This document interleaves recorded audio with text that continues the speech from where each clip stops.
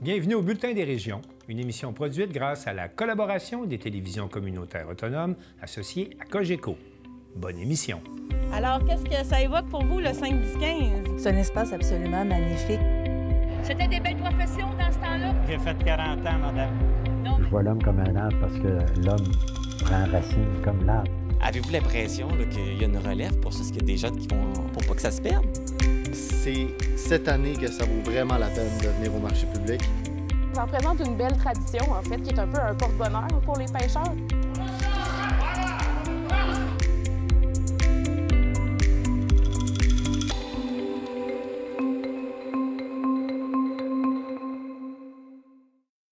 Au sommaire pour vous cette semaine, à Lanoraie, le delta de la rivière Lanoraie, composé de tourbières et de sable, produit une eau potable d'une grande qualité.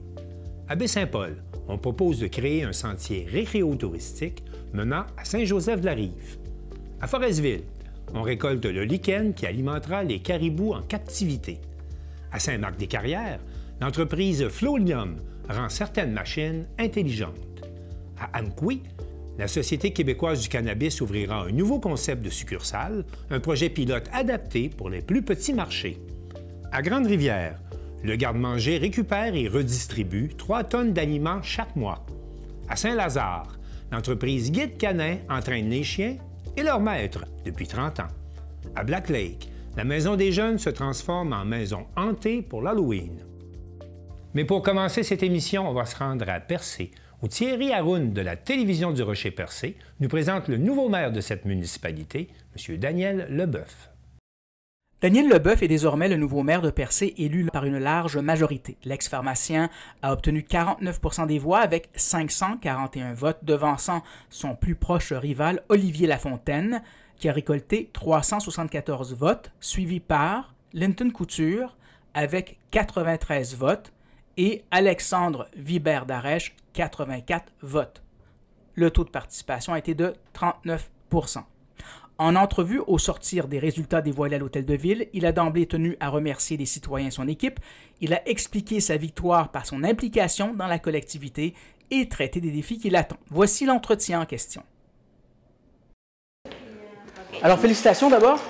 Ah, merci. Je veux surtout remercier les citoyens et citoyennes de Percé qui m'ont accordé ce mandat-là. Puis je tiens à remercier aussi mon équipe électorale. J'ai peut-être 6, 7, 8 personnes qui m'ont soutenu là-dedans. Et aussi, surtout, merci à tout le monde qui m'ont donné un merveilleux accueil pendant ma campagne.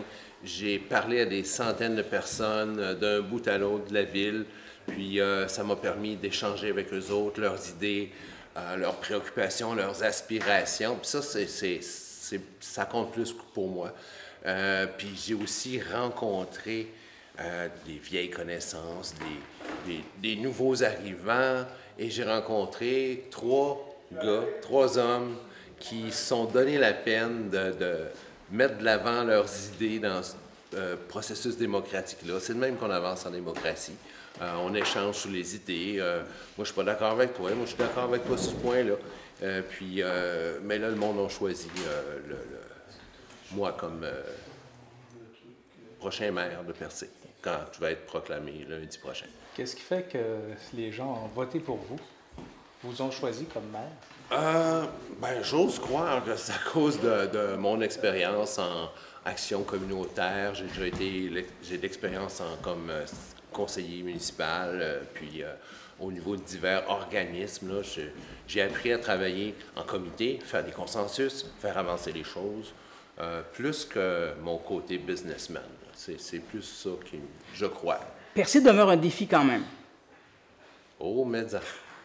C'est-à-dire que rétablir, comme on le dit en campagne électorale, un lien de confiance entre la mairie et les employés, n'est-ce pas?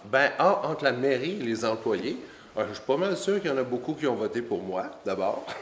Puis là, on va voir aussi les négociations syndicales vont s'amorcer au début 2025. On va essayer de trouver un climat d'entente qui va ramener l'harmonie. À part ça, là, je vais avoir tellement de choses à faire dans la prochaine année. le budget, le nouveau rôle d'évaluation, le rapport de la CMQ, l'embauche de personnel qui ont démissionné ou qui sont partis. Oui, Une année bien remplie. Ah, mon Dieu, oui. Mais quelles sont vos deux priorités, là? Parce qu'un an, ça va passer vite avant la générale. Les priorités vont nous être imposées par la force des choses. Le nouveau rôle d'évaluation vient d'être déposé il y a une couple de semaines. Il va falloir l'étudier, faire un budget en conséquence et entamer les négociations syndicales.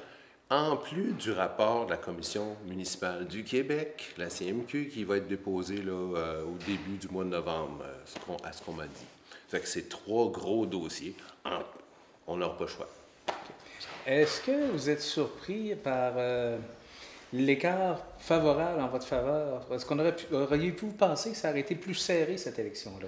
Je le croyais, là, mais je suis content de voir que après 25 ans ici, j'ai des contacts, j'ai fait des liens avec le monde de Val d'Espoir jusqu'à Barachois. J'en connais du monde au niveau professionnel, au niveau communautaire. Fait que je pense que c'est ça que ça reflète. Vous êtes prêt à tout à Percé? Parce que Percé n'a jamais été tendre avec ses maires. Vous êtes prêt à vivre cette chaleur-là? Moi, je suis un être tendre en partance, fait que j'espère qu'ils vont me le rendre. Merci beaucoup, M. le maire. Merci.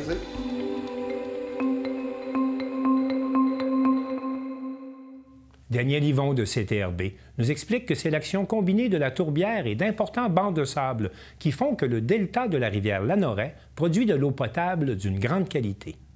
Je suis en compagnie d'André Villeneuve. Bonjour, André. Avec Bonjour, ta baguette Madame de professeur aujourd'hui. Ben oui, on va se lancer ce matin. Là. Tu me parlais là, lors des rencontres qu'on fait mensuelles, lors des conseils municipaux, que tu te fais questionner par 2 sujets très importants. Est-ce qu'on a assez d'eau à Lanoret? Parce qu'on parle de développement. Et est-ce que l'eau provient des tourbières? Est-ce qu'on boit l'eau? Les gens me disent, est-ce qu'on boit l'eau des tourbières? Et aujourd'hui, on a fait un beau tableau, on va présenter, et c'est dans ce sens-là que je dis que tu vas être un bon prof, parce que on a une vue d'ensemble de la situation, pour dire hydrologique de la municipalité de Lanoret, et on veut l'expliquer avec des bons termes et des bons schémas. Tu es d'accord avec moi? Oui, je suis tout à fait d'accord avec vous. On va répondre à ces 2 questions-là.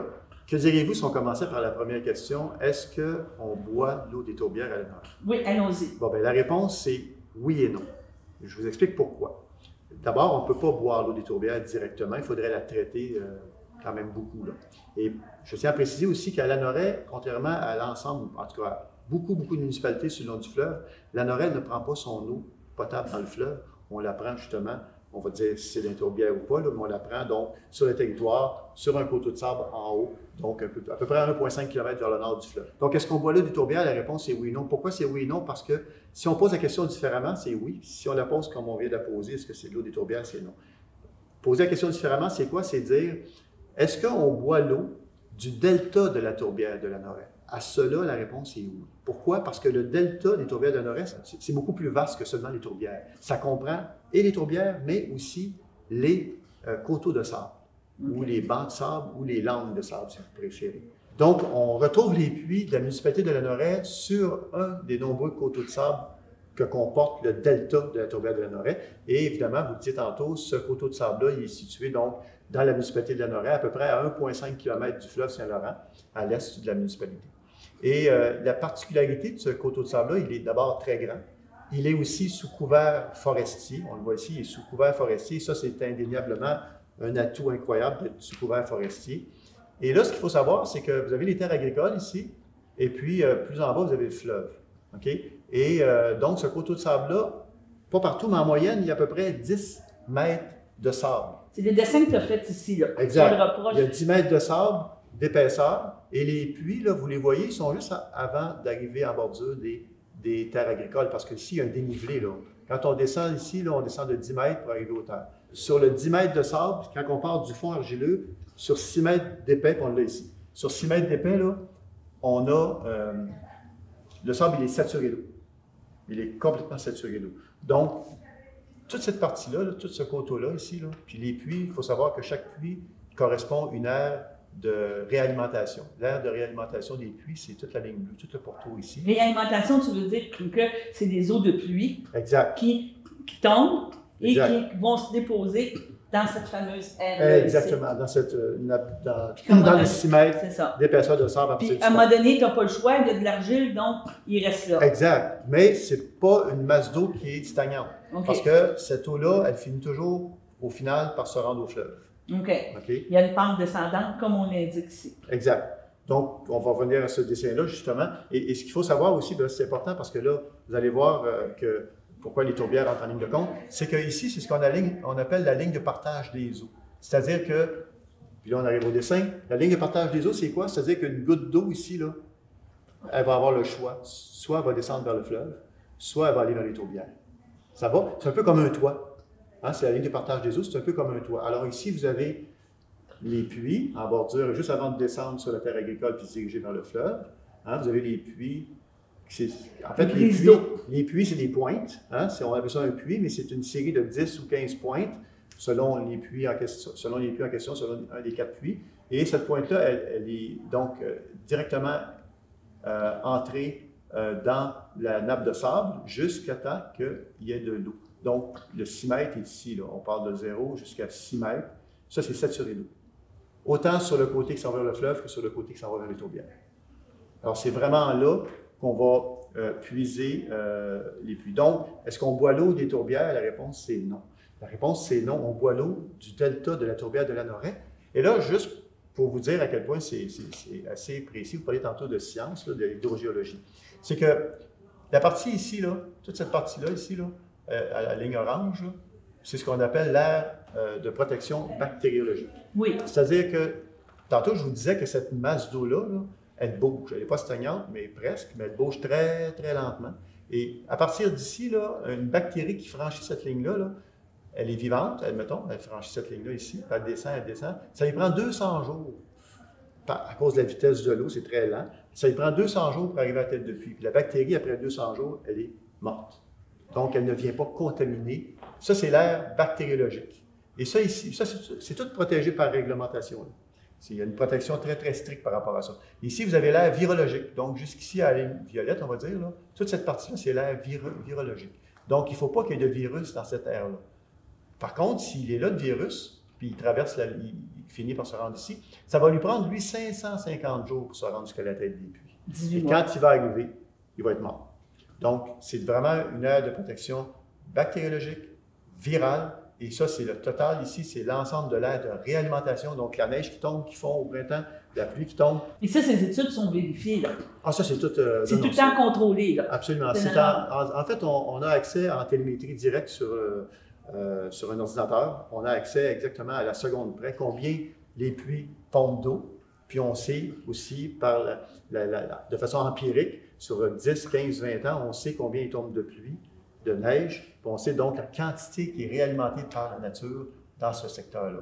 Autant dans ce secteur-là, celui-là et celui-là.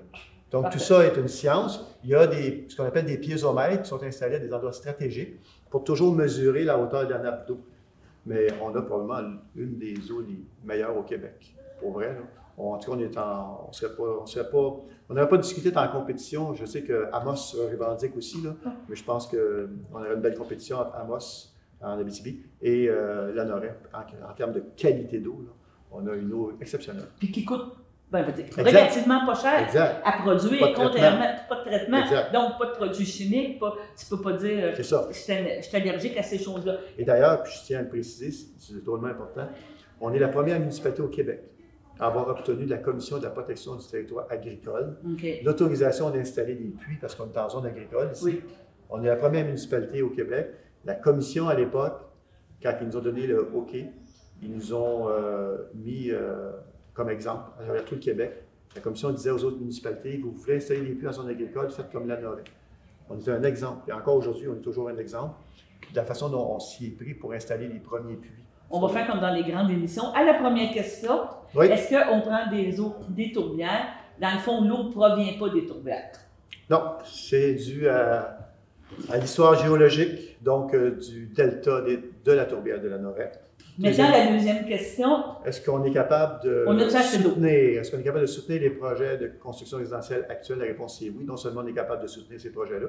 D'ailleurs, on était obligé d'avoir le PUI 6.3 pour pouvoir permettre que ces projets-là se réalisent, mais on pourrait aussi alimenter toute la Grande Côte-Ouest jusqu'à la Valtrie.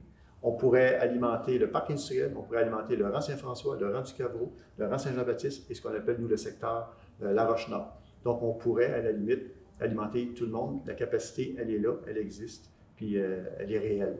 En même temps, ce que les gens aiment de la Lorraine, c'est son côté, c'est tout son côté patrimoine environnemental. Ouais. Vous savez, je le dis, je le répète, les tourbières, on en parlait tantôt, pour en reparler éventuellement, les tourbières, ça représente 35% du territoire de la municipalité. La municipalité de Lorraine, c'est 103 km². Les tourbières, c'est 35 km². Ça, c'est une zone protégée? Non. C'est pas protégé gouvernemental? Dans les tourbières, il y a la réserve écologique sur le chemin Joliette, quand vous allez vers Saint-Thomas, qui est protégée, c'est 4 km² à peu près. Le reste n'est pas protégé. Okay. Sauf que ça, ici, par contre, c'est pas la tourbière, mais c'est important. Ça, c'est protégé. On le protège, puis il faut le préserver. Moi, je conclurais, Mme Yvon, si vous me le permettez, en disant ceci.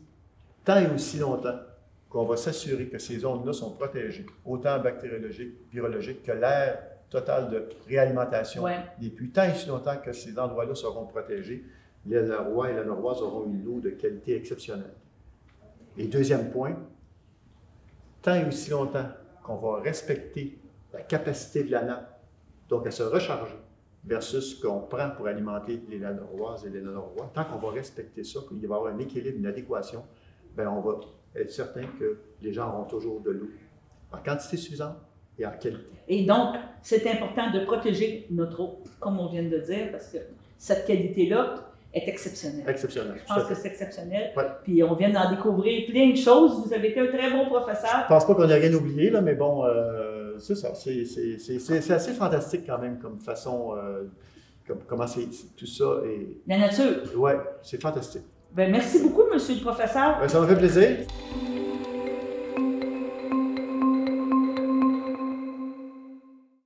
Mathieu Larivière de TVCO nous présente un ambitieux projet visant à créer un sentier récréo-touristique entre Baie-Saint-Paul et Saint-Joseph-de-la-Rive.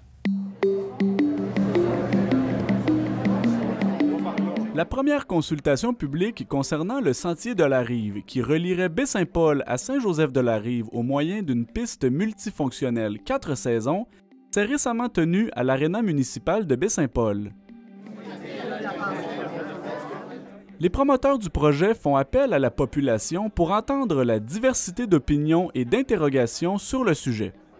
Aujourd'hui, vraiment, on fait le point avec les citoyens. On a invité les gens à venir nous voir pour qu'on leur donne toute l'information qu'on possède à ce moment-ci sur c'est quoi cet organisme-là qui est le groupe Sentier de la Rive, comment on a été accompagné par les gens de ZIP, Saguenay-Charlevoix pour qu'on s'assure qu'on respecte toutes les normes au niveau environnemental.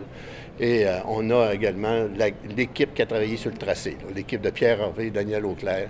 Maintenant, le directeur de projet qui est avec eux. Ces gens-là sont vraiment pour donner toute l'information aux gens. Qu'est-ce qui est prévu? Ils passent sous ce tracé-là, puis c'est quoi ses enjeux?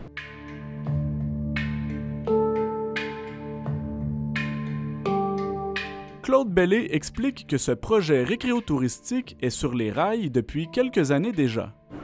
Depuis 2001, il y a eu des premiers travaux qui ont été faits.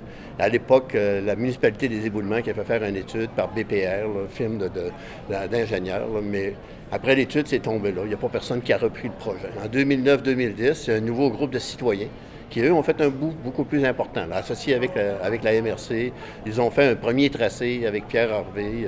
Il y a une deuxième étude qui a été faite pour venir valider les coûts et tout ça. Mais le projet est tombé en dormance après ça. Là, et c'est en 2021 qu'on a repris cette idée-là où on réfléchissait. Moi, je suis investi aussi au niveau de la papeterie Saint-Gilles. J'ai des collaborations étroites avec le musée maritime. On vient d'un groupe de racheter la petite église à Saint-Joseph-de-la-Rive. On disait il faut réussir à amener des gens un peu plus au village, de garder le monde un peu plus longtemps avec nous. Une journée ou deux plus. À Saint-Joseph-de-la-Rive? À Saint-Joseph-de-la-Rive. Mais pour Baie-Saint-Paul, c'est la même dynamique. Ils ont peut-être moins besoin de touristes qu'on en a besoin à Saint-Joseph-de-la-Rive, mais c'est quand même un projet très structurant pour la région.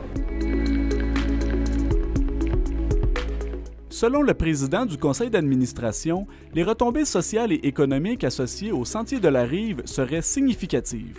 Hein, on est la seule région, faire du vélo dans la région, il faut être vraiment décidé. Là, une infrastructure comme celle-là va vraiment redonner le fleuve aux citoyens de Charlevoix. Et il va être aussi vraiment un outil d'attraction important, quelque part, un produit d'appel important pour la région. C'est là-dedans qu'on est. Là.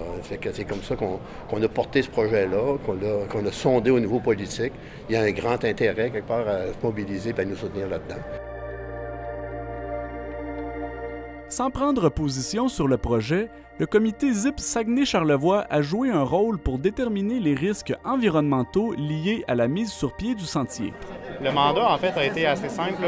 Ça a été d'accompagner le groupe promoteur Sentier de la Rive Charlevoix, de l'accompagner lors de sa sortie terrain à l'été 2023 pour l'aider à identifier, en fait, les milieux sensibles, les milieux humides, faire des inventaires floristiques et fauniques, puis, dans le fond, porter à l'attention du promoteur ces milieux-là pour que le tracé limite le plus possible d'impacter les milieux ou carrément de traverser un étang ou un marais, par exemple.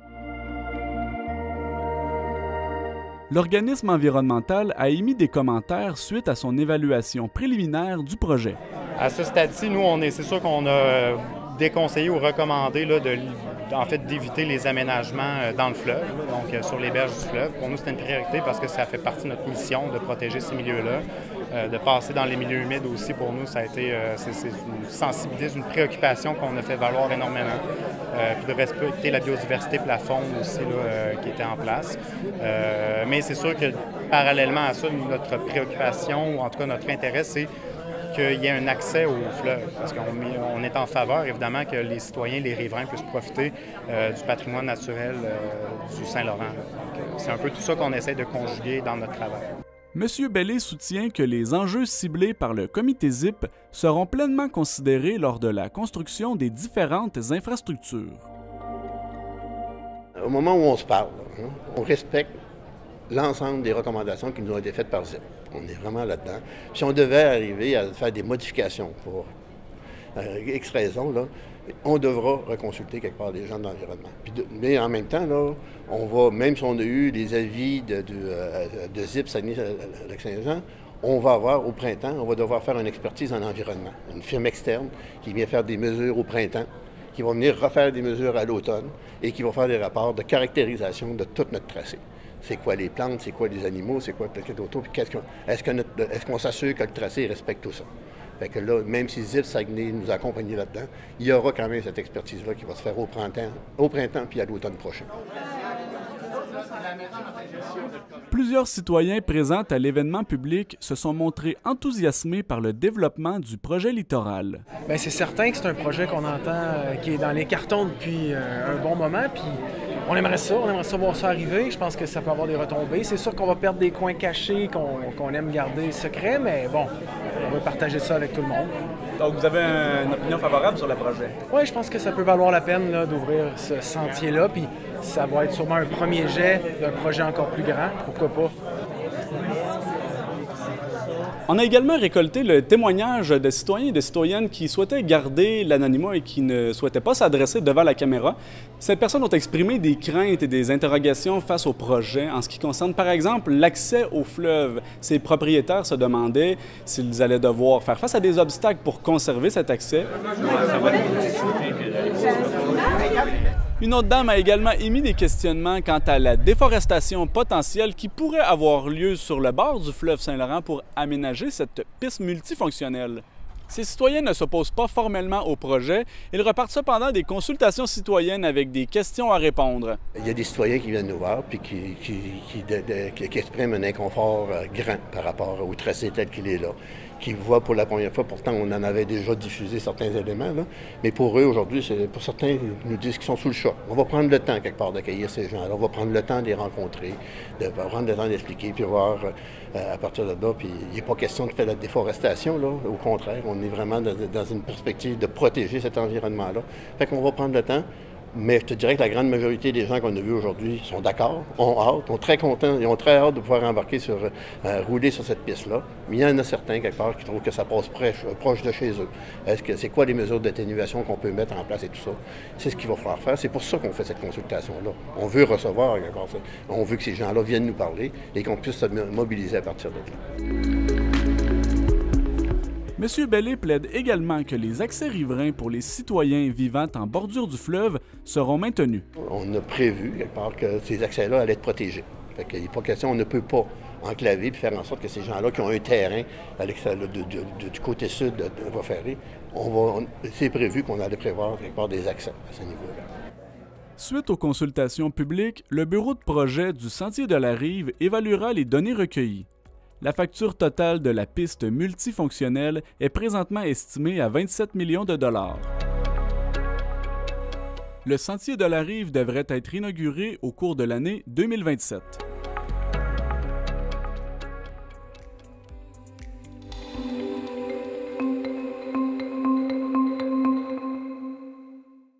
Joanie Michaud-Godreau, de la Télévision du Littoral, nous informe que les caribous actuellement en captivité en Gaspésie seront nourris cet hiver avec du lichen qui aura été récolté sur la Côte-Nord. L'abondance du lichen sur la Côte-Nord est utilisée pour alimenter les caribous retenus en captivité en Gaspésie. C'est la première fois que cette ressource est récoltée dans la région à cette fin. Le ministère de l'Environnement, de la lutte contre les changements climatiques, de la faune et des parcs a octroyé un contrat à l'entreprise Boreal Silva de Saint-Augustin-des-Maures en mai, après la publication d'un appel d'offres à l'hiver 2024. Le mandat de la compagnie consiste notamment en des travaux de caractérisation de sites, de récolte, d'emballage et de livraison de lichen qui se dérouleront jusqu'à la fin de l'automne. Le coût du contrat s'élève à 169 500 $. La récolte de lichen destinée à alimenter les caribous en enclos a lieu chaque été depuis leur mise en captivité, mais il s'agit de la première année de récolte sur la Côte-Nord, divulgue Ève Morin-Desrosiers, conseillère en communication au ministère. Auparavant, la cueillette se déroulait en Gaspésie, dans le nord du Québec et au Saguenay-Lac-Saint-Jean. Cette année, le lichen est uniquement récolté dans le secteur de Forestville. Ce projet de récolte est nécessaire puisque les enclos, bien que boisés, ne contiennent pas de lichen terricole. Cependant, ces végétaux représentent plus de 30 % de la diète annuelle des caribous en nature et jusqu'à 50 % de leur diète en hiver, selon Mme Morin-Desrosiers. Dans l'optique d'une remise en liberté des caribous, il est donc important de maintenir une diète la plus similaire possible à celle en nature. Les lichens n'étant pas des végétaux commercialisés, la seule avenue est alors leur récolte en nature. Vu que les sites lichéniques en Gaspésie n'ont pas un potentiel suffisant pour soutenir une cueillette durant plusieurs années, les récoltes ont donc lieu sur la Côte-Nord ou dans le nord du Québec, des régions où le lichen est abondant et où des sites à bon potentiel lichénique ont été identifiés. La récolte est planifiée pour également laisser un temps suffisant à la régénération dans une perspective d'aménagement durable, assure la conseillère en communication. Les sites à lichen présents dans l'habitat du caribou de la Côte-Nord sont d'office retirés de la planification de récolte afin de ne pas impacter les caribous de la région. Les lichens ne sont pas consommés par des animaux autres que les caribous, sauf peut-être les bœufs musqués, mais ils remplissent divers services écosystémiques, rappelle la porte-parole. C'est pourquoi la récolte suit un protocole strict avec des pourcentages de récolte autorisés dans chaque site qui ne peuvent excéder 30 à 40 % du site.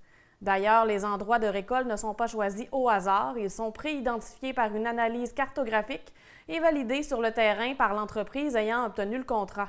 Ensuite, une caractérisation est réalisée, mesures et photographies, afin de déterminer le potentiel en lichen du site. Finalement, le ou les sites qui seront récoltés dans l'année sont sélectionnés selon la quantité de lichen requise. Le lichen est cueilli manuellement selon un protocole donné. Une fois ramassé, il est mis à sécher sur des tamis étagés afin d'aboutir au degré de séchage souhaité pour sa conservation à long terme. Ensuite, il est ensaché pour être transporté jusqu'au site des enclos. Les caribous de la Gaspésie ne demeureront pas en captivité ad vitam aeternam.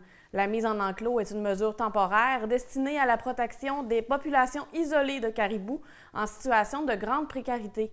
Il n'y a aucun plan de déplacement des caribous sur la Côte-Nord, cette option n'est pas envisagée. Actuellement, on retrouve 19 caribous dans une installation de garde en captivité et une portion demeure en liberté.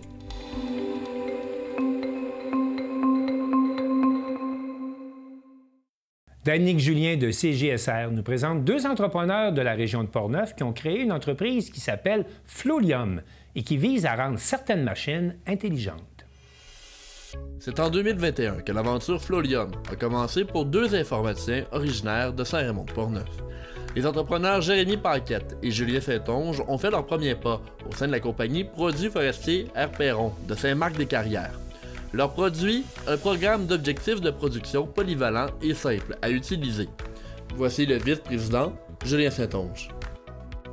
Donc, un logiciel d'objectifs de production, ça permet de suivre en temps réel la production d'une usine industrielle. Donc, toutes nos matières premières qui vont rentrer dans une machine vont donner un résultat. Puis, dans le fond, le but, c'est de pouvoir les suivre en temps réel pour avoir un suivi de la production, puis être certain de s'assurer que s'il y a un temps d'arrêt ou un temps mort sur la machine, on puisse le catégoriser puis trouver pourquoi il y a eu un temps d'arrêt pour être capable par la suite d'optimiser notre temps en production puis de cerner les problèmes qu'il peut y avoir dans la production. Présentement, Floleum est avec des compagnies qui travaillent le bois. Est-ce que vous êtes capable de vous adapter puis aller dans d'autres machines ou c'est vraiment spécifique aux machines qui travaillent le bois? Non, on est capable de s'adapter dans d'autres industries. C'est sûr que pour le moment, on est vraiment juste dans le domaine du bois, mais c'est sûr qu'on serait capable de s'adapter dans d'autres types de machines. On a fait quelque chose qui est très, très polyvalent, qui est capable de faire en sorte de se connecter à plusieurs machines. On peut prendre des machines qui sont pas du tout intelligentes, qui sont super vieilles, puis on est capable de prendre les impulsions électriques, puis être capable de quand même connecter la machine. Fait que c'est la force de Floleum d'être capable de prendre une machine qui n'est pas nécessairement intelligente, puis la rendre intelligente. Un logiciel comme celui proposé par les deux Raymondois peut aider les entreprises manufacturières à augmenter leur production de 10 à 15%. Le président et fondateur de l'entreprise, Jérémy Paquette, explique ce qui l'a poussé au départ à se lancer dans la conception de logiciels d'objectifs de production. En fait, Produits forestiers m'ont approché en 2021 dans ces coins-là parce qu'ils ont fait un agrandissement de leur usine. Fait que agrandissement dit achat de nouvelles machines industrielles. Et à ce moment-là, il y avait déjà un programme d'objectifs de production présent pour les machines dans l'autre partie de l'usine qui existait déjà. Le problème étant que le programme d'objectifs de production actuel, à ce moment-là, excusez-moi, n'était plus à jour. C'était un programme qui datait des années 2010-2011. Fait qu'ajouter de nouvelles machines, c'était très, très, très complexe au programme.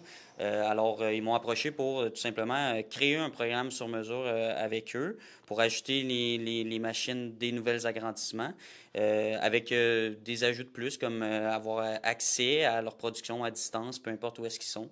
Floleum est maintenant présent au sein de 3 usines différentes. 2 d'entre elles sont au Québec, l'autre aux États-Unis.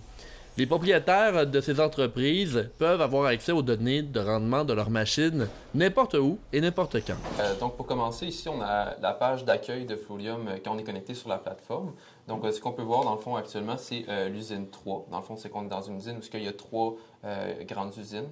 Puis, on peut voir la machine 5 à 8. Donc, en haut, on peut commencer par voir les joints, puis ensuite les feuilles. Donc, c'est les 2 sensors qu'on a sur les machines pour compter la production chez Produits forestiers Perron. Donc, on peut voir que dans le fond, actuellement, la machine 5 est à 1725 joints sur un objectif de 2442 à ce temps-ci de la journée dans son corps de travail. Puis, on a 34 minutes où on a eu un temps d'arrêt. Par la suite, ce qu'on peut voir, c'est qu'on a 3 codes de couleurs différents.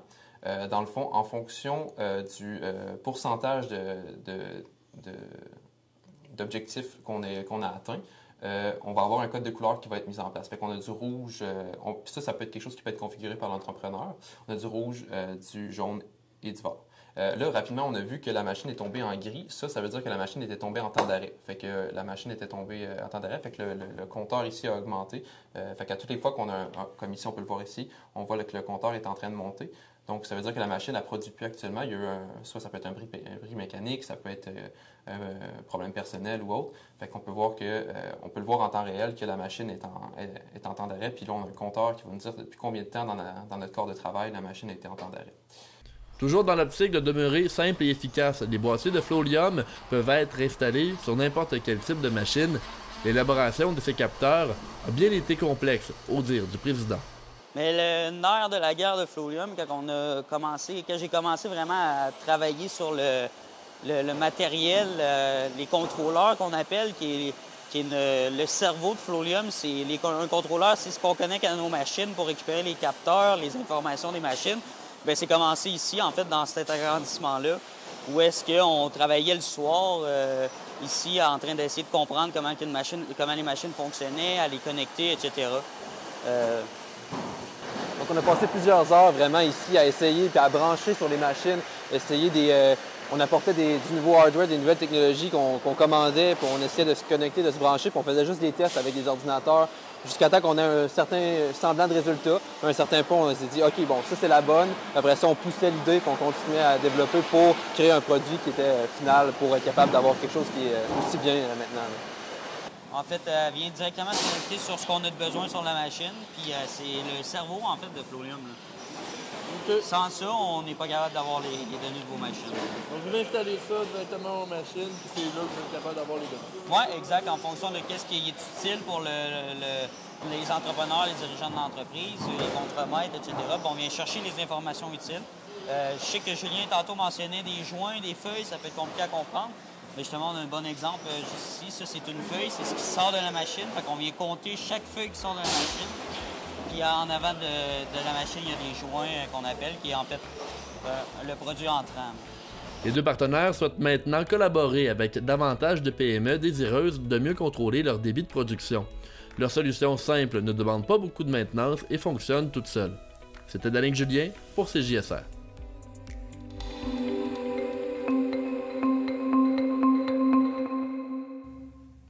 Marc Baudouin de la télévision communautaire de la Matapédia s'entretient avec Chouane Pham, qui est porte-parole de la Société québécoise du cannabis, au sujet d'un nouveau concept de succursale de la SQDC qui sera implanté à Amqui. La ville d'Amqui a été sélectionnée pour l'implantation d'une nouvelle succursale de la SQDC, la Société québécoise du cannabis. Pour en apprendre davantage sur ce projet, j'en discute avec Chouane Pham, qui est porte-parole de la SQDC. Bonjour, Chouane. Oui, bonjour. Merci pour l'invitation. Bien, merci d'avoir accepté. On le sait qu'une société d'État comme la SQDC, quand il implante des succursales, il y a une stratégie souvent derrière ça. Et en quoi, justement, le choix de la ville d'Amqui répondait à votre stratégie d'implantation? Bien, depuis notre ouverture en 2018, la SQDC ouvre continuellement des succursales. C'est sûr qu'au début de la légalisation, on était très axé sur l'ouverture de succursales en grand nombre pour être certain d'être présent partout sur le territoire québécois. Et là, je vous dirais que durant l'exercice financier qui est en cours, c'est la première année où la SQDC prend le temps de développer des nouveaux concepts, de sortir de son modèle traditionnel de succursale. Et c'est ça, là, on est dans l'exercice financier 2024-2025 et parmi les succursales qu'on ouvre cette année, il y en a deux qui auront un concept de petite surface, celle qui va être située à Montmagny, dont l'ouverture est prévue à la fin janvier, mais également celle d'Amqui, dont l'ouverture est prévue quelque part à la fin mars, donc fin de l'hiver ou début du printemps. On n'a pas encore de date officielle, mais c'est un nouveau concept de petite surface qui est adapté à la taille du marché, avec une superficie un peu plus petite que nos succursales conventionnelles, mais on pense que c'est un modèle qui peut bien fonctionner pour certaines municipalités comme Amqui et comme Montmagny. Est-ce parce que c'est des plus petites municipalités, donc en allant avec une succursale qui est plus petite, ça va mieux fonctionner? Bien, justement, ce sont des succursales, bon, parlons celle d'Amqui, mais ça va être une succursale qui est adaptée à la taille du marché. Donc, en termes de superficie, je crois qu'on va se situer autour de 1400 pieds carrés au total, alors qu'une succursale conventionnelle, parfois on est autour de 2000, 2400, on peut même aller jusqu'à 2600 pieds carrés. Donc oui, c'est une surface qui est plus petite. L'offre de produits également va être adaptée à la taille du marché. Là, on parle d'environ 250 produits qui pourront être offerts aux consommateurs et aux consommatrices d'Amqui, alors que dans des succursales conventionnelles, on tourne plus autour de 400. Je vous dirais que c'est une offre qui n'est pas pareille d'une succursale à l'autre, mais c'est ça, c'est comme je vous l'explique, ça va être adapté selon la population. Donc, c'est un concept qu'on essaie qui nous permet de nous implanter peut-être à d'autres endroits qu'on a identifiés comme des trous de marché, parce que à la base, la mission de la SQDC, c'est de contrer le marché illégal et d'offrir des produits à moindre risque aux consommateurs. Fait qu'on est un peu comme un projet pilote, là. Vous essayez ce nouveau concept-là et j'imagine après ça, si ça fonctionne bien, vous allez pouvoir l'instaurer un peu partout ailleurs après ça? Ben, oui, c'est un projet qu'on essaie. Comme je vous dis, ça va être les 2 premières succursales de ce concept-là, avec ce concept-là et cette taille-là, Amqui et Montmagny. Donc, par la suite, est-ce qu'on aura d'autres plans d'expansion avec ce modèle-là? Ça reste à voir parce que notre réseau de succursales, là, présentement, on compte 100 succursales. On va continuer à ouvrir des succursales, mais probablement à un rythme moins rapide que les années précédentes parce qu'on a un réseau qui commence à atteindre une certaine maturité. On n'a pas de projection de croissance ou d'ouverture de succursales pour les prochaines années, mais si c'est un concept qui fonctionne bien, bien évidemment, on va pouvoir le considérer pour nos projets futurs. Vous savez, c'est la première année, comme je vous disais, c'est le premier exercice financier où la SQDC se permet d'essayer de nouveaux concepts. Là, avec Amqui, c'est le concept de la petite surface, mais il y a d'autres concepts qu'on explore également. Notamment, il y a un concept qu'on a commencé dans quelques succursales au cours des derniers mois. C'est au niveau de l'affichage des produits.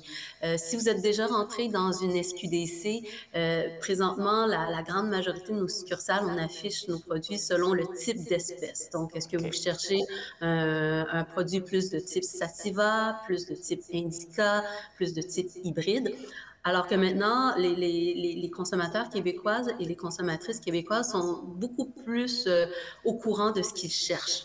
Donc maintenant, dans certaines succursales, on a commencé à afficher les produits par catégorie de produits. Est-ce que vous cherchez un pré-roulé, un comestible, une boisson ou encore un grand format, un produit moulu? Donc, comme ça, quand les gens entrent dans la succursale, c'est beaucoup plus clair pour eux.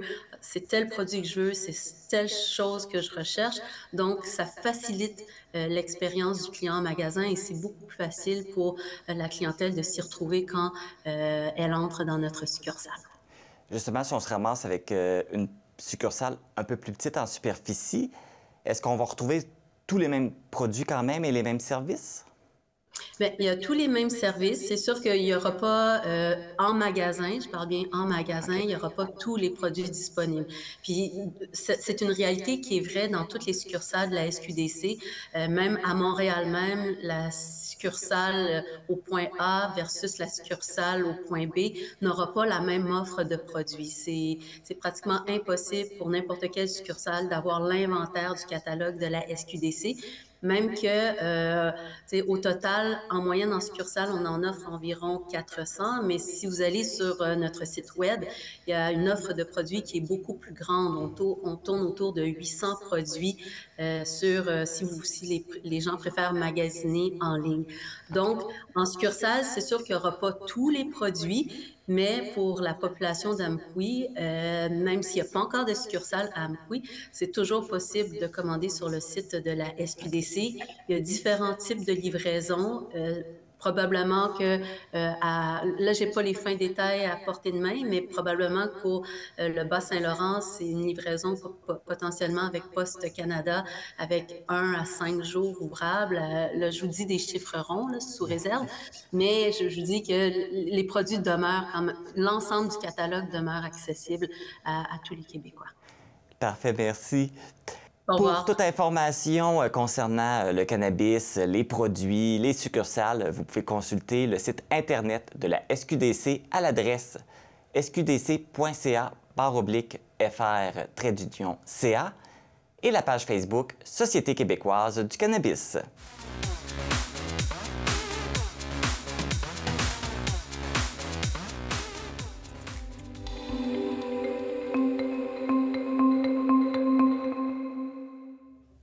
Valérie Pinault de Télévague nous apprend que le Garde-Manger, un organisme situé à Grande-Rivière, récupère auprès des épiciers et redistribue dans différents organismes pas moins de 3 tonnes de nourriture à chaque mois. Bonjour Laurent. Bonjour Valérie. Comment ça a débuté l'histoire du Garde-Manger? Ça a débuté en 2021. C'est un projet pilote qui avait été monté par différents partenaires, dont le réseau en développement social Rocher-Percé. l'idée, c'était d'aider, suivant une petite étude qui avait été faite, on voyait qu'il y avait un grand besoin de la population d'avoir de l'aide alimentaire. Hein. On le sait, on est la deuxième MRC la plus défavorisée dans tout le Québec. Donc, vraiment, il y a un besoin alimentaire qui est très grand ici. Donc, ça a débuté en 2021. Suite à ça, ben, il y a eu deux années de projet pilote. Puis là, ensuite, tous les partenaires se sont dit hey, ça, c'est un projet qui est pertinent. T'sais, il faut le maintenir dans la communauté. On s'est posé la question, c'est qui va le prendre en charge, ce projet-là, pour la suite des choses? Puis là est venue l'idée de créer un organisme. Donc, de fonder un organisme qui s'appelle le Garde-Manger. Donc, le Garde-Manger, maintenant, un organisme qui fait la récupération et redistribution alimentaire là, auprès des citoyens de la MRC du Rocher-Percé. Mais comment ça fonctionne, votre collecte des aliments? Bien, 3 fois par semaine, on va dans les supermarchés. Donc ici, le Super C à Chandler et les 2 IGA, donc dans la MRC du Rocher-Percé. On récupère les aliments, donc on fait un échange de bacs. Il y a des bacs que les épiceries nous remplissent, puis on laisse des vides en échange. On vient avec les aliments ici, puis on remplit nos frigos, congélateurs et notre étagère. Donc on reçoit toutes sortes de denrées. On reçoit des fruits et légumes, des produits laitiers, produits de boulangerie, produits prêts à manger aussi. Un peu de viande aussi, un peu moins, mais on reçoit quand même une belle diversité d'aliments. Okay. Avez-vous une idée en chiffres de combien de kilos d'aliments vous avez? Bien, par mois, c'est 3 tonnes qu'on reçoit des épiceries. Donc, juste pour rappeler, c'était des aliments qui étaient jetés auparavant. Hein? C'était des aliments qui n'étaient pas récupérés. Donc, des aliments qui allaient soit au déchet ou au compost. On l'espère au compost au moins.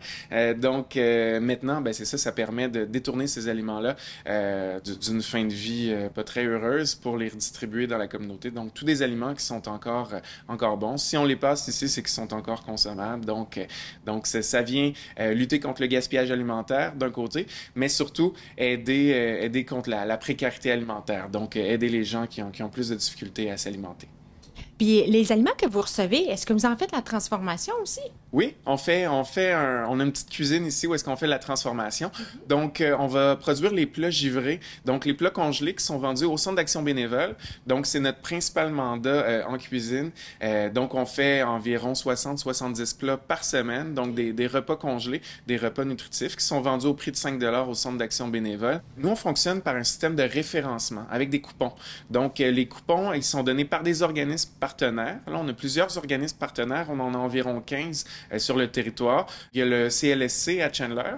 Donc, le CLSC peut donner des coupons. Donc, il vous suffit de vous présenter au CLSC, d'expliquer votre situation, de faire valoir comme quoi que, bon, vous avez peut-être des difficultés à vous alimenter correctement. Des fois, ça peut être en raison d'un revenu insuffisant. Des fois, il y en a beaucoup qui sont sur l'aide sociale.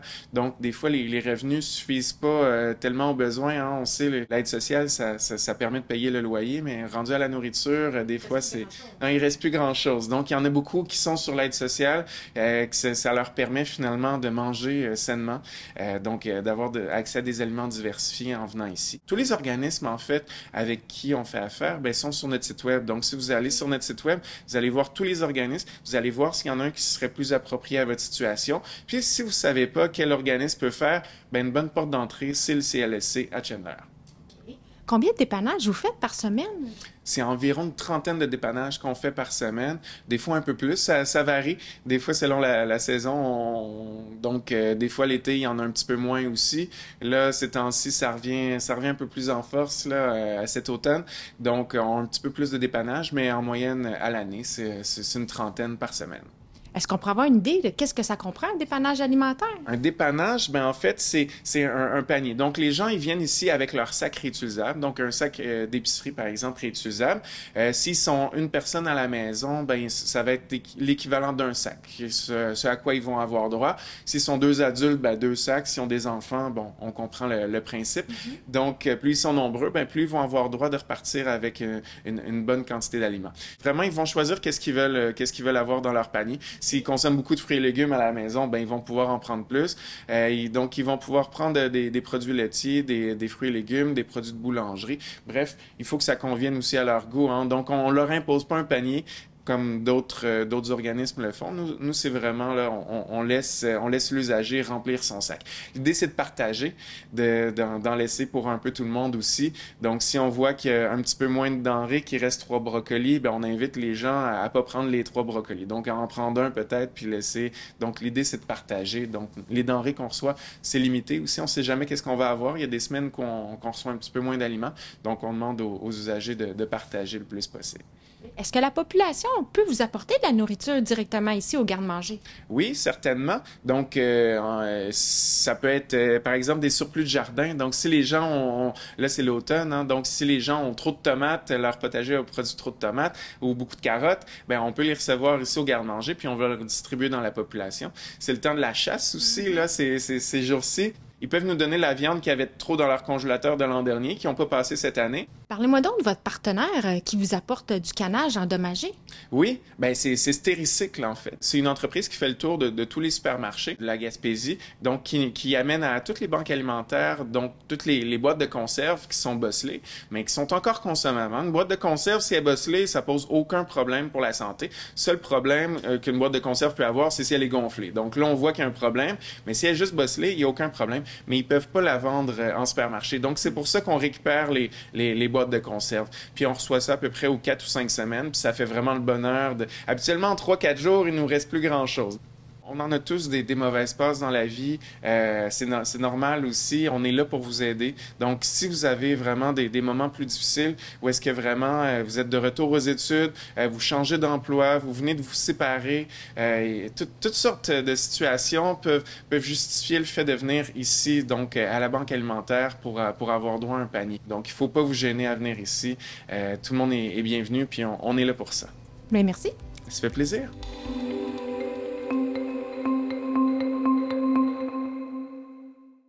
Louis-Éric Mas de C'est-Sûr.tv s'est rendu à Saint-Lazare visiter l'entreprise Guide Canin qui dresse depuis maintenant plus de 30 ans les chiens, mais aussi leurs maîtres. L'entreprise Guide Canin de Saint-Lazare célèbre ses 30 ans d'existence en 2024. La compagnie d'éducation canine offre des cours de base, mais aussi de détection d'odeurs, de parcours, de plongeon ou de frisbee. D'abord, c'est quoi Guide Canin?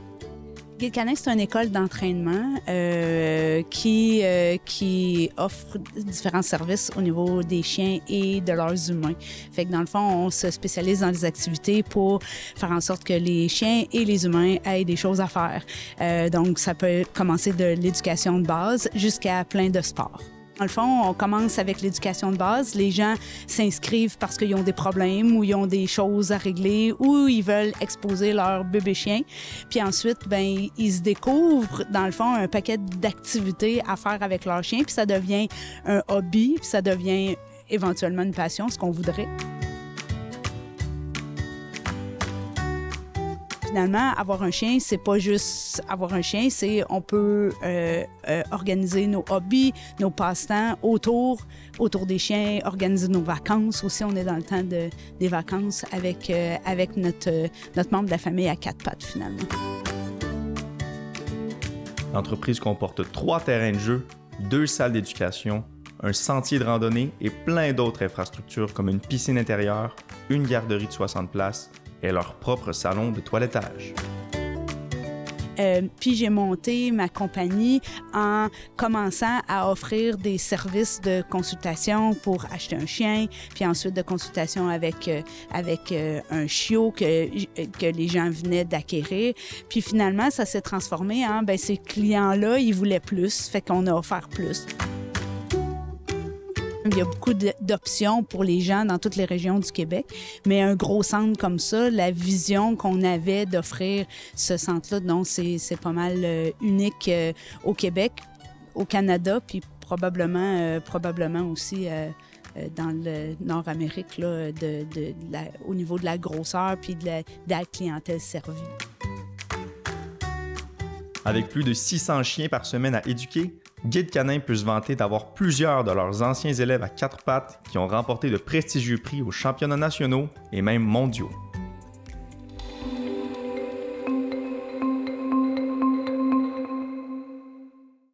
Gabriel Blanchard de TV-CRA était à Black Lake, où la maison des jeunes pour l'Halloween a été transformée en maison hantée.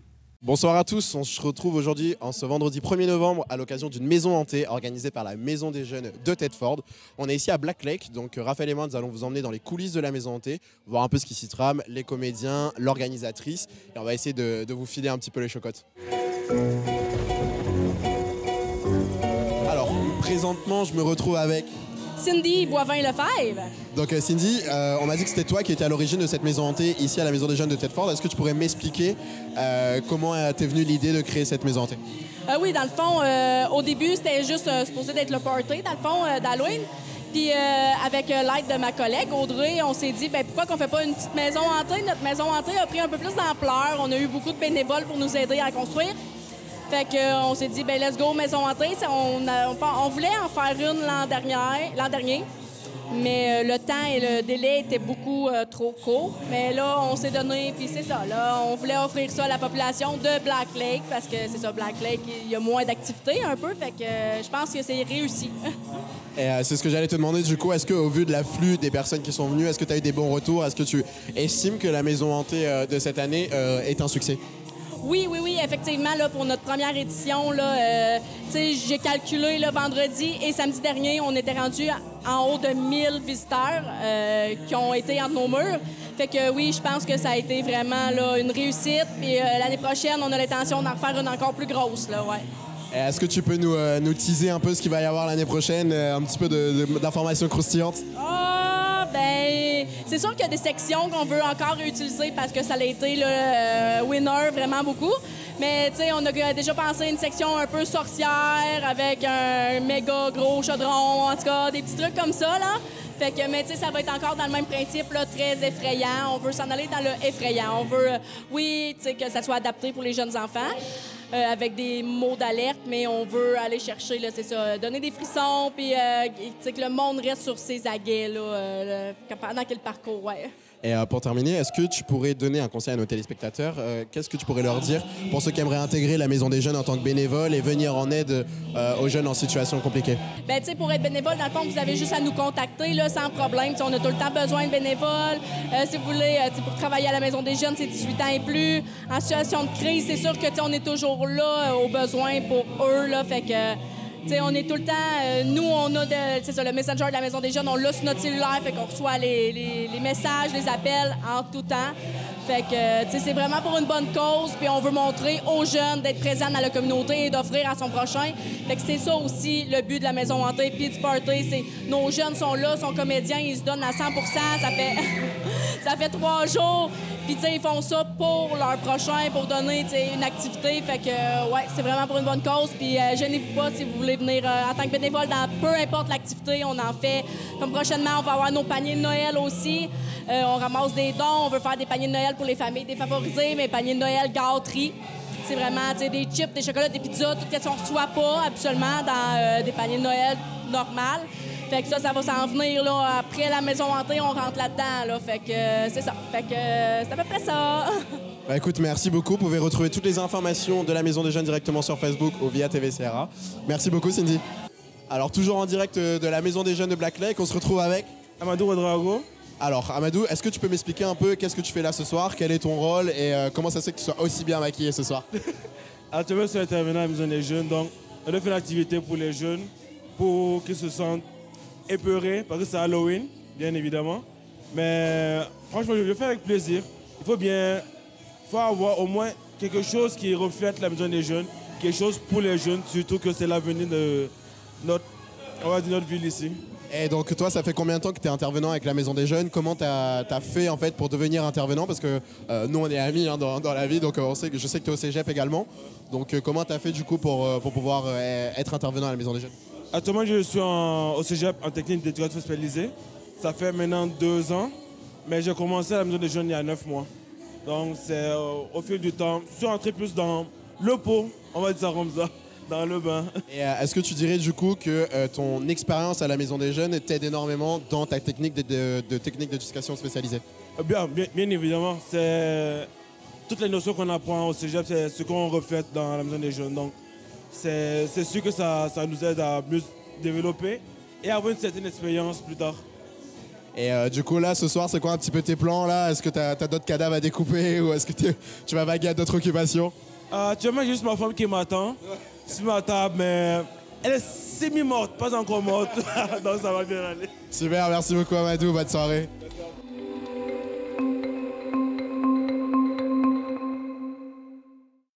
C'est tout pour le Bulletin des régions cette semaine. J'espère que ça vous a plu. Je remercie toutes les stations de télévision participantes et je vous dis à bientôt.